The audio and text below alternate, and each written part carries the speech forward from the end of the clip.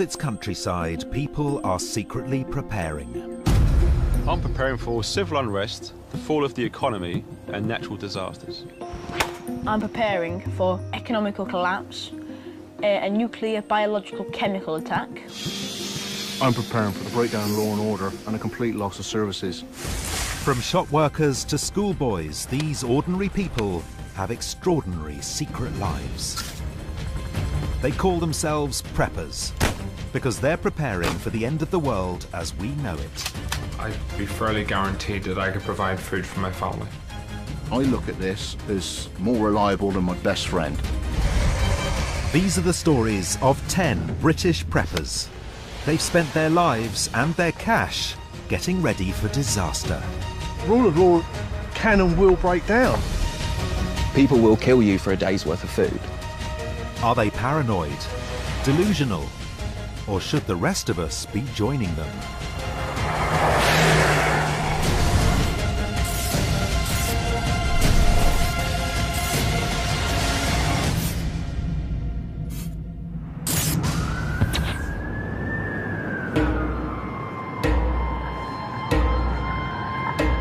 News in the 21st century often tells a catastrophic story. From nuclear disaster to rogue governments, continuing financial crisis, and bloody revolutions. The civil war increasingly hallmarked by the massacres of civilians. Britain has had its own problems. For most, life goes on as normal, but a secretive community of Brits is convinced their country could be the home of the next disaster. Just because it hasn't happened doesn't say it won't. We think we're above nature and we control it, but in actual fact we control nothing. If you end up waiting for a disaster to happen, it's already too late. You need to have yourself sorted out to begin with. Scott is a 41-year-old supermarket worker from Somerset. He's also a prepper. Prepping to me is just a way of guaranteeing that your way of life will carry on when everybody else's has gone down the pan. Disasters happen. One day, something may go wrong. Scott is preparing for all sorts of disasters, but there's one thing that tops his list. What's the worst thing that I really, really hope never happens? Government takeover. There are a number of totalitarian regimes in the world. Britain isn't one of them, but Scott is still concerned. I've noticed over the last few years there's been a certain amount of liberties have been taken from the general population. Hitler said if you want to conquer a nation, you disarm them.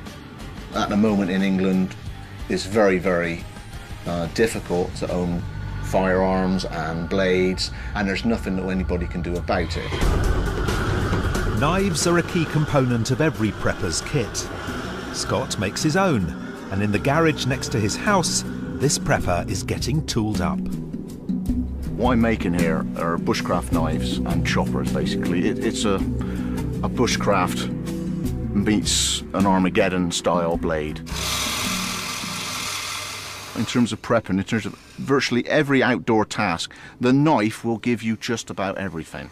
You can use a knife to make a shelter, you can use a knife to create a fire, and I look at this as more reliable than my best friend. People will let me down, generally speaking, this won't. Scott's made nearly 100 blades from scratch, from tiny knives to this 1 metre long sword. To make a knife out of steel, you've got to give steel the heat treat it needs. You can put the constituents into a cake, until you bake it right, you haven't got something that's edible.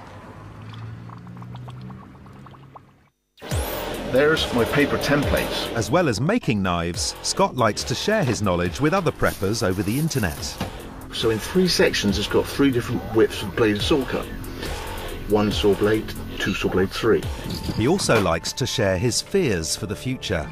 The way the world is going, Just things are changing all the time, and they all seem to be changing, not necessarily for the better. If things do change for the worse, Scott's ready. He's got his knives, and he's also got a plan to escape. If you're going to make the move and you're going to decide on leaving, you've got to leave now. Because as more and more people decide they want to leave the situation, the more and more chance the roads are going to be gridlocked. So if you make the decision you've got to go quick. Preppers call it bugging out, and today Scott is doing a dry run. If we've got federal law suddenly come down and the army are now evacuating us to camp somewhere, well, the option of bugging out is taking what you can and leaving and going somewhere where you think you'll have a chance. 30 minutes into the bug-out drill, and Scott reaches his safe hideaway, the local woods. One of the many things about prepping and bugging out is I haven't got just one bug-out zone or one personal space. So when I came to this zone, I've already made my markers using 2 rocks. When you'll start getting stressed out, you don't want to make a mistake and miss that lovely little sweet spot that you found a few weeks ago. In today's scenario, Scott is simulating arriving at camp having already been injured. You're allowed your weak arm and only one tool to build a shelter. That's the challenge. So that goes there.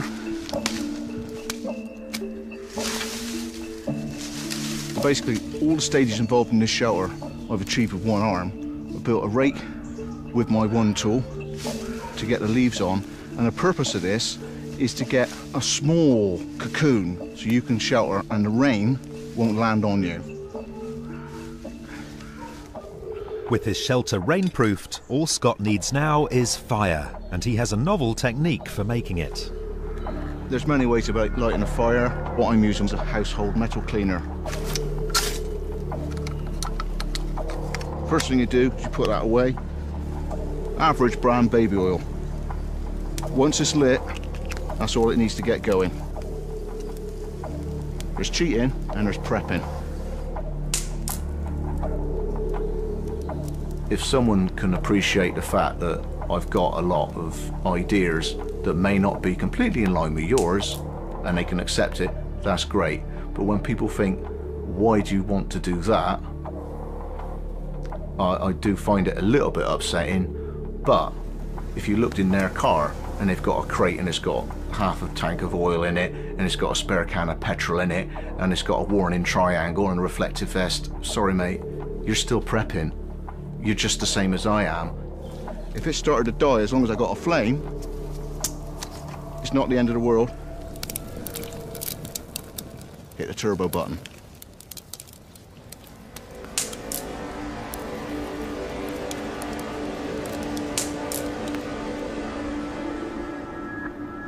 Not all preppers are lone survivalists. In Northern Ireland, a group of born-again Christians believes in strength in numbers. We don't know what's around the corner. Only God knows that. For me, if you need to have this sort of group of people that you can bet your life on, and if you shout, they'll come running. The group is led by 31-year-old IT engineer Tom. My role, I do a lot of hunting. Clinton is basically the bushcraft guru. Wayne is the engineer, and Craig is our first aid responder. People have referred to us as the A-Team. Yeah. You're Hannibal, you make the plan come together. He makes the plan, he's the facilitator. We're pack animals. We look out for each other, you know. If someone's down, someone's hurt, you know, there's someone there to back that person up. Yeah, I'll take a swig of this, I'll give you a hand. The Friends support network isn't just physical, it's also spiritual.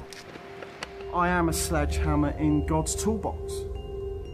The thing that sums it up is the sacrifice. That's the bottom line. through his pain you gain an eternal life. Our faith is everything to us. Central is Jesus Christ in our lives. Most important part of our EDC, our everyday carry, is the Bible. It's something, I have mine on an app on my iPhone. There's a verse from the Bible I'd like to share. This is a promise from God to his people. I will make with them a covenant, a promise, so that they may dwell securely in the wilderness and sleep in the woods. Yeah. Scripture prepares me for whatever in life. And I know that a lot of preppers prep out of fear of the unknown. They're trying to develop a coping mechanism for what may happen. Okay, I don't know the future, but I do know who holds my future. And that faith gives me reassurance. Since the 1960s, terrorism and unrest have been a constant source of danger and uncertainty for Northern Ireland, with violence on both sides, from Republicans demanding a united Ireland and Loyalists wanting to keep Northern Ireland as part of the UK. Growing up in Northern Ireland, there wasn't really a day gone by that there wasn't something on the news. It sort of makes you aware that bad things can happen. My dad always taught me, if you're caught up on a bomb scare and you think you've gone far enough away, just keep going, and keep going, and keep going, and keep going. Tom, Wayne, Clinton and Craig regularly practice bugging out of the town. And while the others set up camp, it's Tom and Wayne's job to hunt. If we came to a scenario where the shops weren't open, where there was nothing on, nothing to eat, I'd be fairly guaranteed that I could provide food for my family.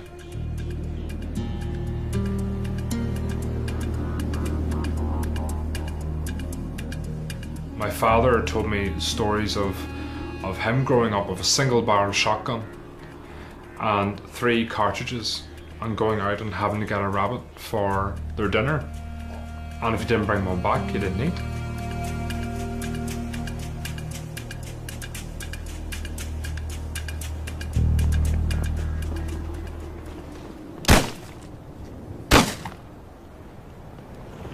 I usually go out with a shotgun. Wayne is better skilled with a rifle. So we're backed up, myself with a shotgun. Wayne can take something that's further distance away, that's a ground animal. I feel with this partnership that it's a good combo. Tom's ideas are influenced by his own life experiences. When I was 19, I was coming back from a job at a school, and there was a vehicle collision with a fire engine. Ran over to the car. There's 2 men just behind the car saying that wee girl, that wee child's dead, that wee child's dead. And I got up, just stepped back, and there was an 18-month-old baby that was killed.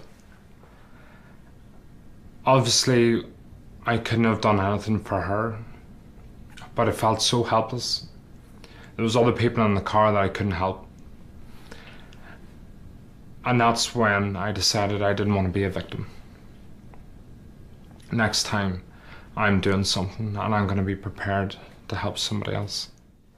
I need meat! Back at the camp, it's dinner time. Get a fire going shortly. Want some chocolate? Clinton used to work in an abattoir, so if disaster strikes, the job of team butcher falls to him. What I'm simply going to do here is prepare this by hand. So I'm going to take the head off, take the wings off, strip back flesh and peel the 2 breasts off. That's the theory. We'll see what happens in practice. So you get your thumbs down in there and just push. Yeah. You're saving your blade, you're not having to use your knife. And all we're going to do now is we're not going to take these parts, we're just going to eat the breast. So in behind the breastbone. Yeah. And then pull forward. Oh, cool. And that's it, full That's fillet. it. Happy days. Dinner is served. And with their combined skills, the four friends feel they're prepared for anything the world may bring. Seriously, this is mental. Right.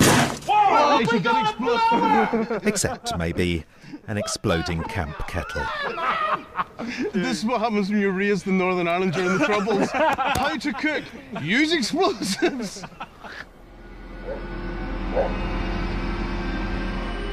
Preppers are getting ready for all kinds of catastrophes. In a pandemic, you've got a situation where lots and lots of people will die far too quickly for, say, the National Health Service to cope with. From 1918 to 1920, with many countries still reeling from the First World War, so-called Spanish flu killed around 50 million people worldwide. In the UK alone, 250,000 people died, and one British prepper is worried another killer virus may be just around the corner. People would die like flies. So your basic threat is being cheek by jowl with a lot of other people, and then your secondary threat is having to go into towns and cities to get stuff. Zach is 42. 3 years ago, he left his terraced house in densely populated Leeds. He preps by living off the grid and has come up with a unique way to escape the crowded city. Well, this is my teepee where I've been living for the last few years. First and foremost is the stove, and that's kind of your absolute lifeline. It will do everything. I've baked bread on it, you can cook your food on it, dry your clothes, get warm. Got my bed, which is just made of a couple of futon mattresses on top of a couple of pallets. You could kind of say that I have bugged out already. Zach hasn't just bugged out of the city to avoid a possible pandemic, he's bugged out of his former life altogether. Well, I was working as an IT engineer, earning good money, but it was just incredibly stressful, zillions of hours, and because I was getting to the point where I could feel I was going to hurt someone. I was at work one day and I just said, this is not doable. And I had a sort of like long argument with my line manager, and he said, well, you do choose to be here. And you know when somebody says something to you in your head, you hear a bong inside your head, like just a moment of clarity. And I already knew some people that were living in a teepee, and it was just like, I should do that. Zach and his teepee are preparing for disaster on a small campsite in West Yorkshire. His job at a local factory pays for food and water, and the local woods provide much of the fuel he needs. Looking for wood that's been here a while, that's nice and dried out. You're looking for stuff that's got the bark taken off it, because most of the moisture in wood is going to be in the bark.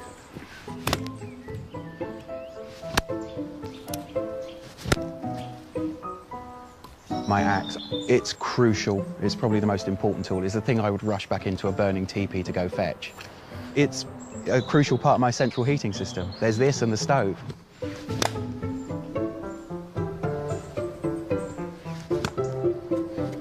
There'd probably be people that would watch this and say, you know, guy's completely snapped. And, you know, they could possibly be right, but I know I'm a lot happier than I have been, you know, since I was about 20.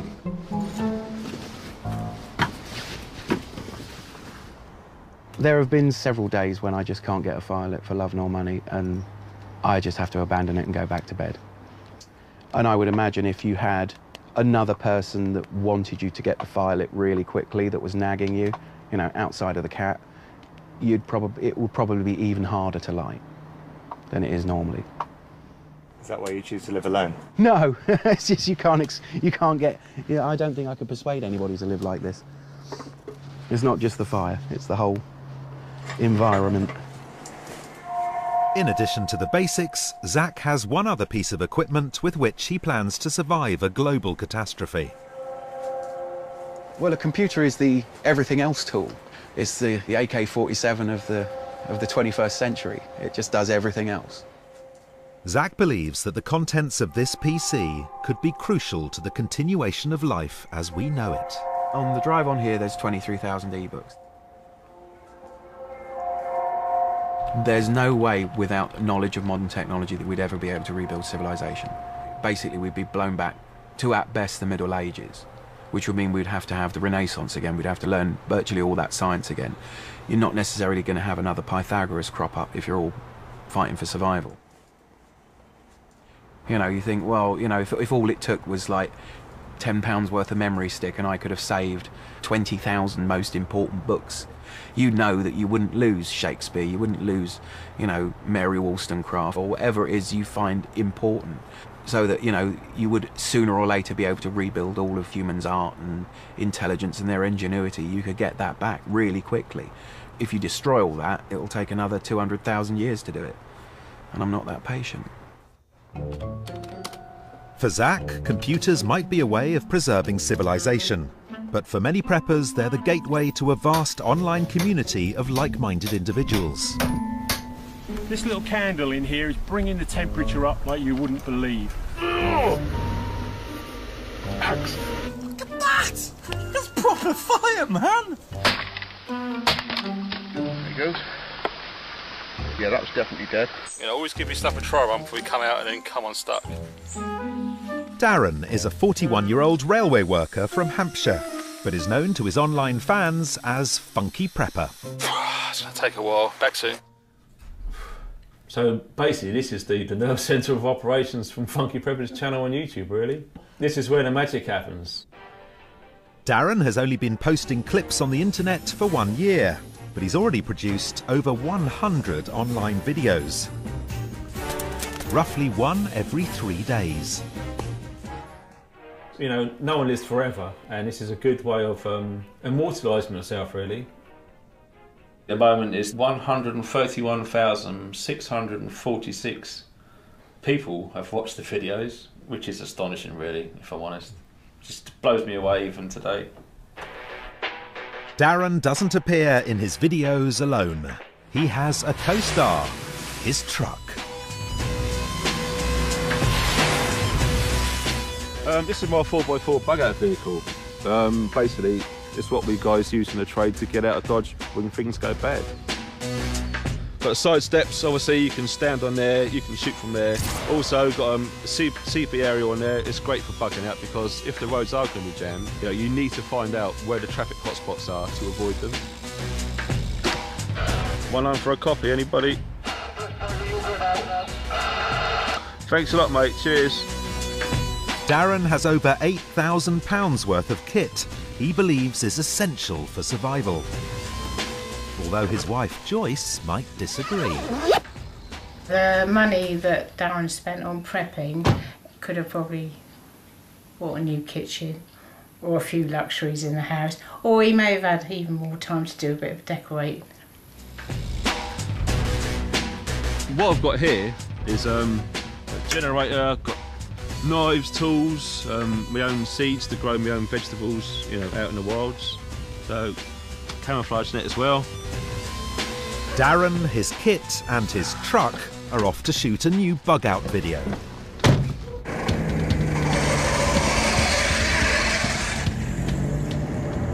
Right, today I'm just off to one of my bug-out locations, bug-out location number 2.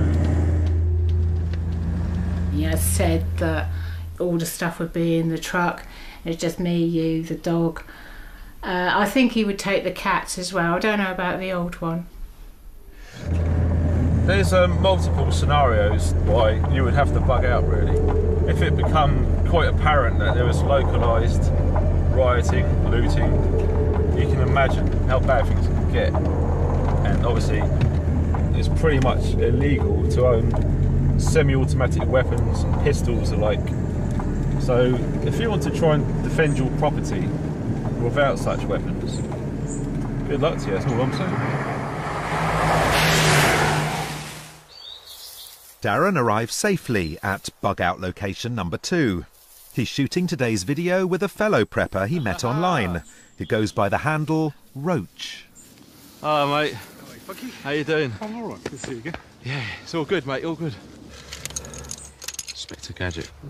Doing videos with Roach is brilliant because we both have our own ideas. Oh, very nice. And it's interesting to sort of bump ideas off each other. You got a name for it? No name. Foxy? What we're doing, making videos and posting them on the internet, is we're sharing information. You know, we're sharing good ideas. I'm going to have to go back a bit, mate. Right where the brambles are, nice one. Today is the 109th video that Funky Prepper has made. You're on. Hey, what I want to talk to you today about is just small game traps. I don't think for a moment that these things are toys. Working with Roach is great. You say to him, stop, and he stops. Say to him, start, and he starts. It's just a perfect actor, really, and God love him for it. Ow. If you get your hands... For Darren, sharing tips on how to survive catastrophe isn't the only upside to the internet. I mean, the way I see the internet and YouTube especially, it's like a great big fuzzy pair of arms that just wraps around you. A lot of my fans and subscribers send me all sorts of gifts completely out of the blue. And I don't ask for it, I don't expect it, but you know, the amount of times I'll get a message saying, I really love your videos, I want to send you something. What can I do? Okay, YouTube, as always, any comments? Love to hear them. Back soon. It's a wrap. Well, when you're talking shit as the fan, it's deadly serious. I mean, people all of a sudden aren't nice anymore. Preppers like Darren also like to share their fears over the internet. And you notice animals will change as well. You know, dogs are going to be running around in packs, and they're not going to be cute, cuddly little domesticated animals anymore. No way, mate. They're going to rip your leg off just for a laugh for something to eat. In County Durham, one of prepping's youngest recruits has been watching and learning. There's things happening around the world, such as Hurricane Sandy, Hurricane Katrina, the Greece riots, the London riots, and things along those lines. They get that close to escalating into a global crisis, but people think it couldn't possibly happen. People think that it will always be controlled, but if it isn't controlled, then it's game over, really. Sam may be only 12, but he's been prepping since the age of 9. I get all my ideas off the internet and things like out my SCS Survival Guide book. A lot of the time I use my computer for communicating with other preppers and share ideas because I physically can't meet them in person. This is a video I've made about a homemade stove. It's a real pocket stove, you know, really small, just in the sardine tin really. I can't use my real name, so I'm known as the Bushcraft Dude. Hi everybody, it's me. Today I'm going to be doing another video in the woods, thank goodness, as you can see. I get ideas from the community and I give ideas to them back. Like most preppers, Sam has had to make a choice between bugging out and bugging in. Bugging in is basically when you hunker down in one area with all your food and your water in your house. You know, people with like 20 years of rations and everything in their homes, they're going to get looted like that. Because if you've got a mob of 100 angry people, no matter, even if you've got a flamethrower, you can't really do much about that. County Durham, in the north of England, has over 17,000 hectares of woodland. And schoolboy prepper Sam has a plan to escape disaster and bug out to the woods. This is my main bug out bag. This has got things that I feel comfortable for me to survive, not for anyone else, but just for me. This has got things, you know, like food, your water, your tarpaulins, your hunting equipment and things like that. Sam's family aren't preppers, but he plans to take them with him and has secretly prepared bug out bags for them too. But over here I've got things like my sister's bug out bag, which has got, you know, things like teddy bears and stuff in for her. My sister's only 8 years old, so her bug out bag was really difficult to design because obviously I can't include things like knives and lighters and machetes and things in her bug out bag because that would be obviously dangerous on her behalf. If you're by yourself and you've left your family behind and they're dead, that's going to put a huge psychological impact on you, which is why I've got them prepared as well as me. Like all preppers, Sam practices his survival skills in the field. Dad Danny helps out. Well, it's just down there, down the corner. The reason we've come here is because this is one of my pre-designated bug-out locations. So if for whatever reason I can't go to my local woodland, this is basically in the middle of nowhere. You've got a fresh water supply, there's plenty of food and lots of wood, and everything's really plentiful here. Those ponies down there somewhere. Yeah. He started off, funnily enough, when he was 3. He made a desert survival kit and he took it to nursery with him, 3 years old. Now, I didn't tell him to do that. He was just really interested. And then he got an interest in first aid, and he was interested in what you did if someone hurt themselves in certain situations, and it kind of led from one thing to the other. Sam, tell me what you're doing. Getting some birch bark for the fire. It's really good tinder because it's full of oil and resin. The oil will always burn, no matter what the weather, really. I think when children see things in the media, it can be quite worrying. I mean, I can remember myself, when I was about Sam's age, worrying about the alignment of the planets in about 1976. I thought the world was going to end. And in some ways, that's Sam revisiting my own experiences. If you could get some wood to use as kindling, I'll start making a platform. There was the media hype of the end of the world a few months ago. He got quite upset about that, and we had to explain to him that it was media hype. And it's part of growing up. Children do worry when they're younger, but I feel we've got a good relationship. Me and his mum talk to him a lot about things like that. Absolutely love coming to the woods with me dad, practicing skills that could be useful. As in, if there's an economical collapse, how are you going to use the computer because the internet will be down? If you spend all your time on your phone, how are you going to use that? The telephone connection will be down. So I'm practicing skills that I might need. It's part of human nature, and particularly from a young boy's point of view, to light fires, be out in the woods, to whittle sticks and to make camps and dens and to look at first aid, what do you do in these certain situations. It's a bit of fantasy, and there's nothing wrong with that at all. In fact, the term prepper, there's nothing wrong at all with being a prepper. Perhaps a healthy thing. It certainly is for a young boy, rather than being sat on a computer watching TV for hours and hours. He's outside doing things, and he's quite happy doing that. And as a dad, that's what I want to encourage.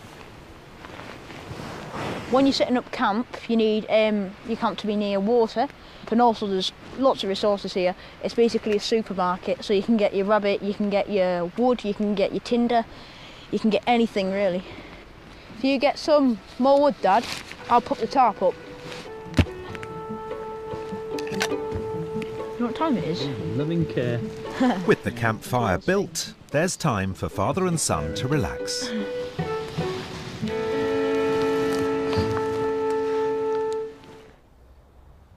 If you pour it in water, like 2 or 3 crystals, it purifies it. I don't think my mum likes me being a prepper because she thinks I am absolutely bonkers. She thinks that I'm way over the top with my prepping, but I don't think that at all. There's people who are a lot worse than me. I think Sam sometimes takes things on board and might blow it out of proportion. But the tapestry of life is that we all see things differently, and Sam certainly sees things his way. A trip to the local beach is another opportunity for Sam to prepare for disaster. For me, it's about being out here in the outdoors with my son, but he has a different take on it. I think he sees it as developing a set of skills that he needs to prepare for things in the future. Basically, this is a challenge that me and my dad have. It's called Extreme Brews. What we do is we'll go to really harsh environments like this, and I'll see if I can make them a cup of tea or a cup of Bovril. Cheers!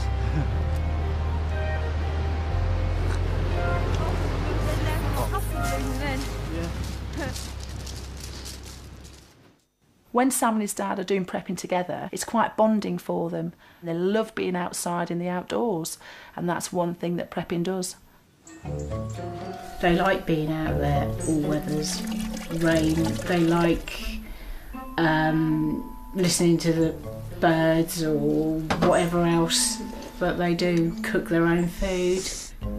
Get away from the missus. Hot chocolate, Funky? Wouldn't say no, mate. I love going out in the woods. I love playing around in the woods. I'm still a child, I build dens out in the woods, but because I'm grown up, I can't call it a den now. I have to call it a bug out location. Oh.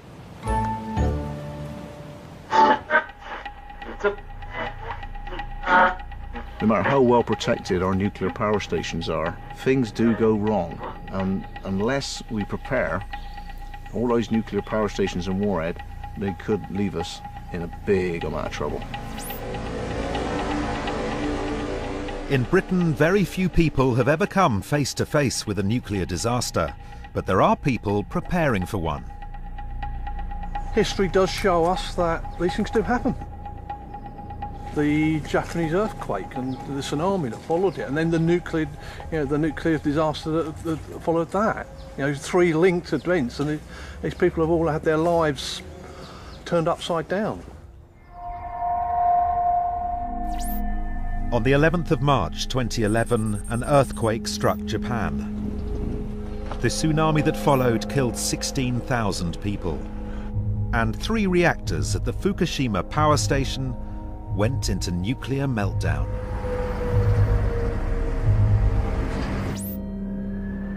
Security guard and former paratrooper Richard watched in horror, convinced his hometown in Essex could suffer the same fate. Power's going to be gone, sanitation's going to be gone, you're going to have to improvise all of these things for yourself. There's going to be a lot of panic. Rule of law, it can and will break down. People are going to start trying to take, what they need to survive from wherever they can find it, and if people get in their way, there's going to be some nasty consequences. Despite the dangers, Richard plans to stay put in the city and bug in. So the advantages that you can have being in an urban environment are, there are plenty of resources, may not necessarily be in the way of all the food and stuff like that, but there are resources and material to work with. You've already got shelter and a certain amount of security provided by, 4 walls, as it were. Richard's planning for urban survival begins at home, where he collects lots and lots of kit. Being a prepper and also being a single bloke, I haven't got a wife and children to worry about, so my life can be a little bit more dedicated to myself. I would describe this as one of my oldest friends, and the reason I describe it as one of my oldest friends, it was bought for my 21st birthday. In my pockets, sanitation. If you're constipated, you're uncomfortable, I've got the ability to wipe and again clean my hands afterwards. Richard already had a lot of useful equipment and skills from his time in the parachute regiment. My military skills are not 100% essential to being a prepper, but there's an advantage that I've got, sorting my equipment out, making sure it's ready to go. This is a piece of camp security. What I basically do with this, I can fix it to a tree, run the wire out, put the lever down, take that, put it inside it, someone trips it, you get a loud noise, but also you've got the light going off as well. Whistle, this is going to be heard a lot better than your voice. If that's Thunderbird 1, this is Thunderbird 2. This is the heavy equipment. Sort of a meteor striking my house or something like that, which would be nothing I could do about. I would be prepared to deal with any kind of disaster. I've got a cup of tea in there, I've got coffee in there, I've got hot chocolate in there. This is a massive morale boost, having a hot drink. Even if the world's collapsed, I've got the ability to make myself a cup of tea. Magnifying glass, another method of lighting a fire. Also, the other thing that you use magnifying glass is to see a splinter. Get a splinter. If you get a splinter, you can get an infection. If you get an infection, you're in trouble. People like myself would become leaders because we set out to plan and get ready in advance. We've gained the skills, we've gained the knowledge, and hopefully people would see that very quickly, and people do like to have some order in their life. They like to have somebody who's presenting them with that order. Parachute Regiment motto, Utricus Paratus, ready for anything. There are few things preppers love more than their survival equipment, known as their preps. Yeah, mate, look at this.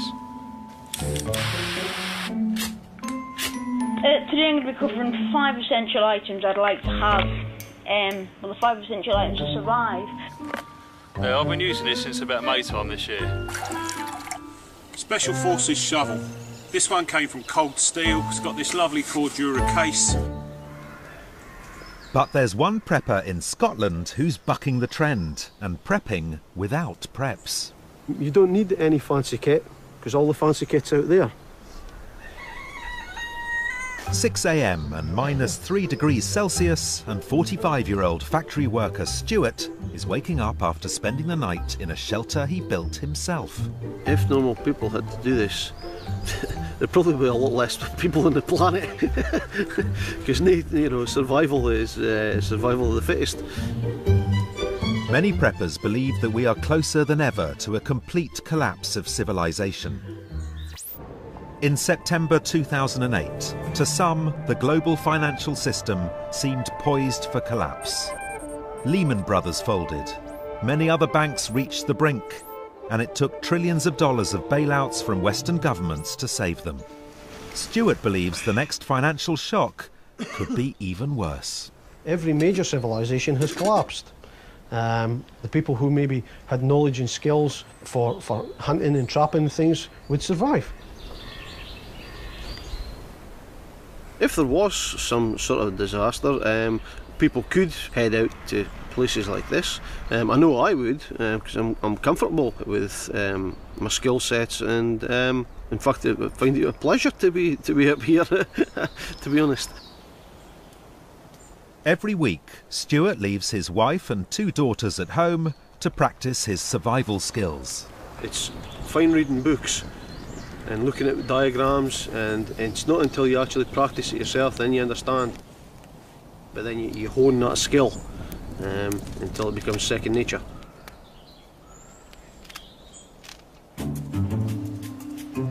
Today, he's making an animal trap.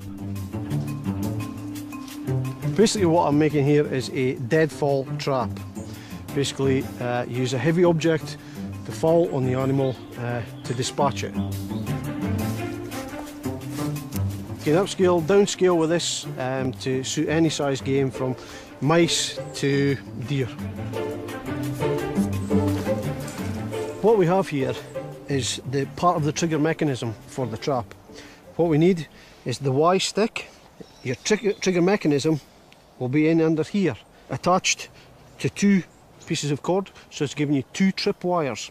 When the animal walks in, it pulls the trigger out, your deadfall comes down and does the coup de grace.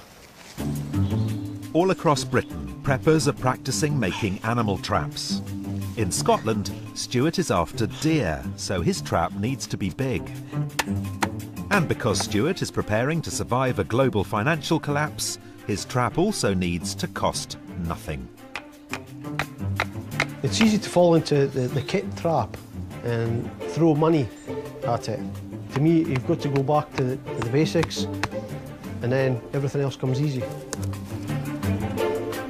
It's for my own self-knowledge that I have made the trap, I've practiced it, I know that the mechanics of it work, that I've now stored it in here, how to build it, how to use it.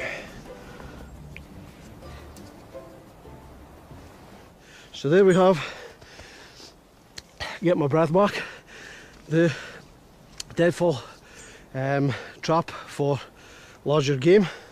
As you can see with the trap wires, they're fairly loose. If it was too tight, it would fall, hit on the back of the head. Whereas to dispatch the animal, you want the animal's shoulders to be under, so the head is past, its shoulders, and then the deadfall drops, thus crushing the rib cage on impact. Hopefully gets you your tea, your meal. I wasn't expecting it to trip there. Stuart won't be catching any deer with this trap, because it's illegal. But his plan to survive without expensive kit doesn't stop with traps. Back home he has a shed full of handcrafted weapons and tools.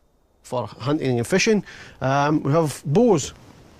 So I have to have the knowledge how to make a bow, and then obviously you need arrows, which are the hardest part to make. And what we have is a bone tip, and then what we do is bind it with sinew, and then we have the glue on top, which is pine resin mixed with charcoal dust. With this you could hunt anything from the size of rabbit up to deer. So by making the arrow, you're self-sufficient.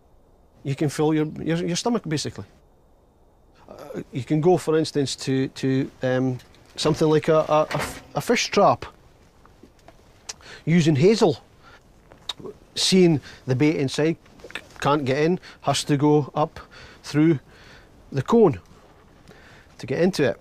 And once it's inside, they can't get back out again. Yeah, a lot of preppers are using modern kit. It's easy to throw money at it, but once you're in a scenario where money isn't applicable anymore, then that's where these skills become important. In Yorkshire, teepee dweller Zach has made a change to his off-the-grid living arrangements. So after 3 years of living in a teepee, you realise that there are certain things you can't do in a teepee, apart from the fact you've got a serious damp issue, and I wanted to explore alternative energy. You can't pin a solar panel to a teepee. This isn't really a caravan. To me, as far as I'm concerned, it's more like a living system that I'm experimenting with. So I lose all the cool factor of living in a teepee. And I am having to sleep with the door open because I can't really sleep inside yet. Zach may be having trouble adjusting to this new home, but one person is happy.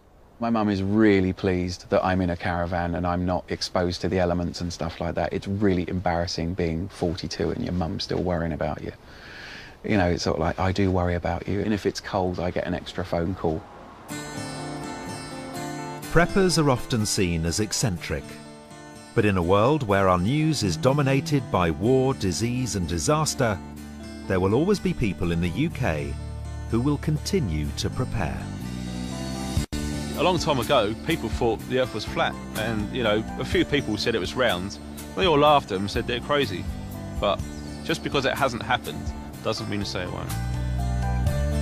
To me, prepping is about giving my family and me the essentials to survive after any sort of disaster.